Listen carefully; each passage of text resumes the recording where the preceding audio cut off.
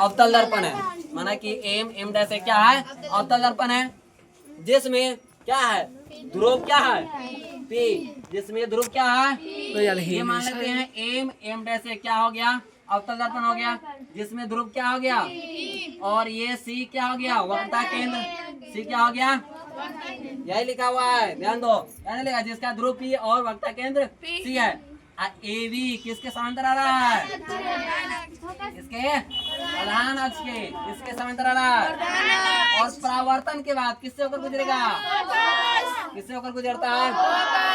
किससे होकर गुजरता है, फोकस से। और कहता था एसी क्या है, अभी एसी क्या है, अभिलंब। अब समझ गया, यहाँ तक समझ गया ना। तो प्रमाण में देखेंगे कोण 1 और कोण 2 किसके नियम से, परावर्तन के नियम से,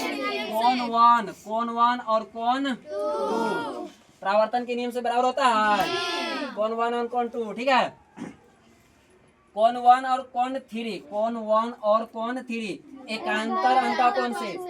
एकांतर, ये कोण और ये कोण बराबर होता है किसके नियम से, एकांतर अंतः कोण से, होता है कि नहीं होता है। तो कोण 1 और कोण 3 क्या हो जाएगा, बराबर, लिख देंगे एकांतर अंतः कोण से, ठीक है। समीकरण 1 और 2 से, समीकरण 1 और 2 से, अब 2 से तो होता है इसका मतलब लेफ्ट हैंड क्या है, बराबर है, कोण 1 बराबर कोण क्या है, 1, तो कोण 2 बराबर कोण क्या हो जाएगा, कोण 1 बराबर, सॉरी, कोण 2 बराबर कोण क्या हो जाएगा, 3, लिख दिए हैं। समीकरण कैसे लिखे, 1 और 2 से। त्रिभुज ACF, त्रिभुज ACF, जब एक त्रिभुज के दो कोण बराबर होता है तो उनके आपस की भुजा क्या हो जाती है, जब एक त्रिभुज के दो कोण बराबर होता है तो उनके आपस की भुजा भी क्या हो जाती है, बराबर। कोण 2 के भुजा कौन हो जाएगा, CF, और कोण 3 का भुजा कौन हो जाएगा, FA, क्या हो जाएगा, हो जाएगा। कोण 2 का भुजा कौन हो जाएगा, CF, और कोण 3 का भुजा हो जाएगा AF, समझ गया। तो लिख दिए, तो भुजा बराबर होता है तो लिख सकते हैं कोण 2 के, तो भुजा कौन हो जाएगा, CF, कौन हो जाएगा, कोण 3 बराबर कौन हो जाएगा, F, समीकरण। अब दर्पण का द्वारा क्या होता है, तो बिंदु A है ना, बिंदु किस पर है, हाँ, बिंदु जो होता है ना A है वो किस पर मान लेंगे, रखा हुआ है P पर, किस पर रखा हुआ है, AF है, किस पर हो जाएगा, PF पर, बराबर हो गया। समीकरण 4, समीकरण, अब समीकरण 3 और 4 से, समीकरण 3 और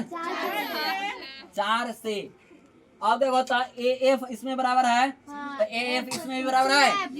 तो CF बराबर हो जाएगा PF, तो CF बराबर क्या हो गया, PF। अब देखो तो वक्रता त्रिज्या दूरी है, क्या है, पूरा दूरी C और F, बीच में क्या है, F है, तो इस दोनों को क्या करेंगे, मतलब CF प्लस क्या हो जाएगा, PF या PF, बात बराबर है, ठीक है। तो ये PC बराबर निकल गया, तो CF का मान दिया हुआ है, CF का मान क्या दिया हुआ है,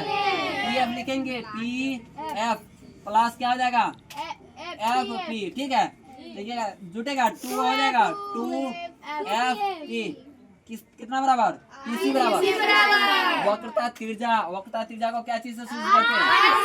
वक्रता त्रिज्या को, और फोकस को,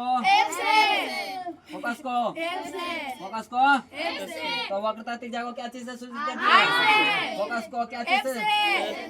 तो 2 को बगल भेजेंगे तो क्या हो जाएगा, F को बगल भेज दिया, 2 को सॉरी R को बगल भेज दिया, हो गया।